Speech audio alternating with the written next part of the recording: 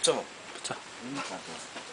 За бид бүхэн чат улс зохион байгуулж байгаа нэгдсэн үндэсний байгууллагын инхийг сахиулах ажиллагаанд оролцохоор ажиллагааны өмнөх бэлтгэл гараад байна.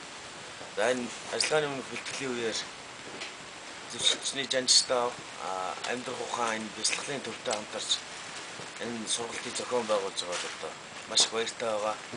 Сургалтын үр дүнг одоо манай цэргийн албаагчд офицер ахлагч нар одоо бүгд ам сайтай магтаж байгаа. За энэ бяцлагт хамрагдсанаар одоо нэгдүгээр бие хүн өөрийгөө хянах, хоёрдугаар тайвшрах одоо ийм зүйлүүдийг сурч авсан байгаа. За энэ өөрийгөө тайвшруулах энэ хянах ажиллагаа нь одоо эргээд ажиллагааны газар орон дээр одоо биднэрт маш их хэрэг болно гэж бодож байгаа. Баярлалаа.